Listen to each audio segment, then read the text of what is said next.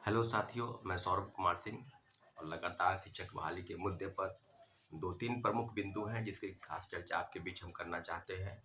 पहला है कि सप्लीमेंट्री रिजल्ट को लेकर क्या तैयारी चल रही है, क्या बीपीएससी और शिक्षा विभाग किन-किन स्तरों पर तैयारी कर रही है। ओवरऑल चीज़ जो बता रहे हैं कि कई पेपर के न्यूज़पेपर के माध्यम से या सुर्खियों के माध्यम से ये पता चल रहा है कि लगभग 5000 के आसपास यानी 500-1000 आगे पीछे रिजल्ट हो सकता है।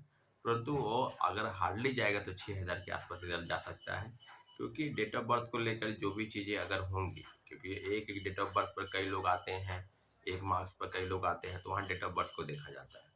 तो सारी चीज़ों पर अगर अब करा जाए तो सारी चीज़ें प्रथम फेज की बहाली में लगातार प्रोटेस्ट हुआ और जिस बात की चर्चा हमेशा हो रही थी कि बिहार लोक सेवा आयोग रिजल्ट निकालेगी, सप्लीमेंट्री रिजल्ट को लेकर जो तैयारी है, तो अब जो चीज़ें हैं कि क्या इस बात की पुष्टि हो गई है या नहीं हुई है, लेकिन इतना ज़रूर है कि सप्लीमेंट्री रिजल्ट तो आना तय है।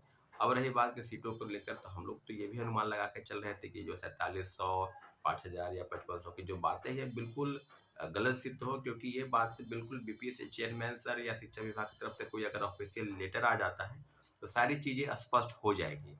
परंतु इतना ज़रूर है कि अगर 4700 ही रिजल्ट आता है तो बिल्कुल छात्रों के साथ धोखा, षड्यंत्र हम कह सकते हैं, क्योंकि आपने लगातार बात की थी कि जो सीटें खाली होगी, जो ड्रॉप आउट की सीटें होगी, जो एक से कई पदों पर जिनकी नियुक्ति हुई है या जो पास कर गए हैं, वो खाली बची सीटें को हम ऐड करेंगे। तो लगभग अगर कहा जाए तो 29-30 हज़ार जो वैकेंट सीट है, उस सीट पर जो है सप्लीमेंट्री रिजल्ट आने की तैयारी थी। परंतु अब किस तरह की चीज़ें हुई, क्योंकि जो 4700 की बात की जा रही है, ये 15-20 दिन पहले ही जो सीटें खाली थी, जो बाकी थी, वो शिक्षा विभाग से बीपीएससी को भेजा गया था।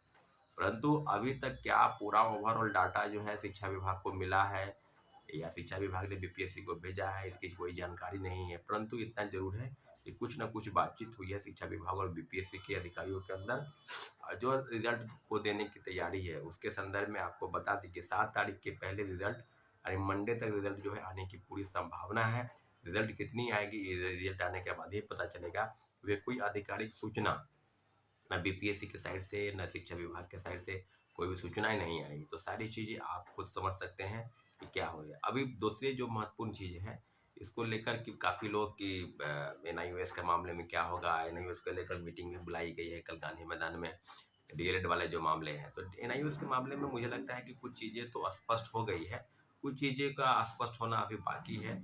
एनआईओएस डीएलएड मामले में क्या होगा, एनसीईटी की गाइडलाइन पर क्या होगा, या सुप्रीम कोर्ट में रिव्यू पिटीशन डाला जाएगा, उस पर क्या निर्णय आते हैं। तो सुप्रीम कोर्ट का फैसला जो है वो सर्वमान्य फैसला होता है। सभी को, कोई भी व्यक्ति या कमीशन या कोई संगठन या कोई संस्था या कोई संस्थान या कोई भी सुप्रीम कोर्ट के फैसले से के नीचे का ही है, सबको उसका सम्मान करना है।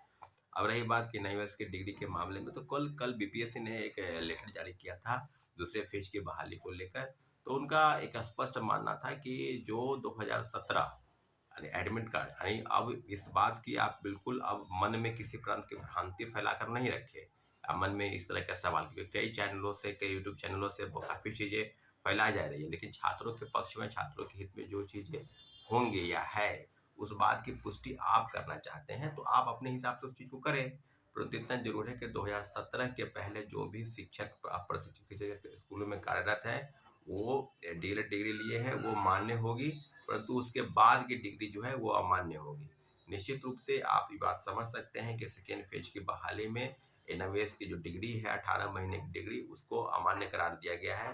परंतु प्रथम फेज की बहाली में जिनकी बहाली हो चुकी है, जिनकी नियुक्ति हो चुकी है या सप्लीमेंट्री रिजल्ट आने का जिसका इंतजार कर रहे हैं, सब लोग के पास अगर एनएमएस की डिग्री है 18 महीने वाली डीएलएड की डिग्री, वो डिग्री जो है वो वैलिड है। क्योंकि कल एसीएस के पाठक सर भी इस तरह की चीज़ें कहीं किसी सभा में बोल रहे थे, कहीं किसी किसी दौरे पर थे, जिले के दौरे पर, उस दौरान उन्होंने कहा कि जो डीएलएड की डिग्री है वो मान्य है प्रथम फेज की बहाली। सेकेंड फेज की बहाली की जो डिग्री है वो अमान्य हो गई। ये सारी चीज़ें आप समझ गए। अब 2017 के बाद की जो चीज़ें होंगी उसमें यह है कि 5 साल के अंदर आप अगर हैं, या 2 साल के अंदर आपको डीएलएड की डिग्री जो है 2 साल वाली वो आपको लेनी पड़ेगी, तभी आप कार्य कर पाएंगे। अन्यथा जो चीज़ें हैं आपके बिल्कुल अब लगभग लगभग चीज़ें स्पष्ट हो गई हैं। अब केंद्र सरकार की तरफ से जो भी गाइडलाइन आएगी, जो जो निर्णय आए हैं उसके एवज में कि क्या प्रथम फेज और अन्य राज्यों में जो शिक्षक बहाली चल रही है उस पर क्या किस तरह की चीज़ें होंगे या नहीं होंगी, इस बारे में आपको पूरा स्पष्टीकरण बहुत जल्द मिल जाएगा।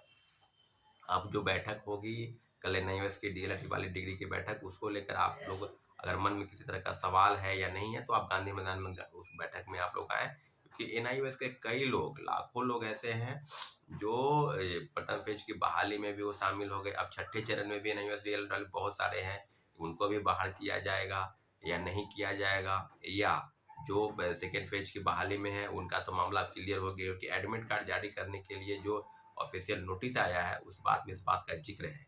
तो अब इस चीज़ों पर बिल्कुल क्लियर हो चुका है। रही बात प्रथम फेज की बहाली में, तो एनआईओएस के डीएलएड की जो डिग्री 18 महीने वाली, उसको वैलिड करार दी गई है। उसका ऑफिशियल नोटिस कुछ नहीं आया है, परंतु जो पता चल रहा है कि उसको डिग्री को करार दी गई है। अब रही बात कि क्या बीपीएससी और शिक्षा विभाग कब तक इन सब चीज़ों को दूर करेगी, कि कोई काफ़ी लाखों अभ्यर्थियों के मन में जो शक और आशंका है उस पर निश्चित रूप से क्लियर हो जाना बहुत जरूरी है।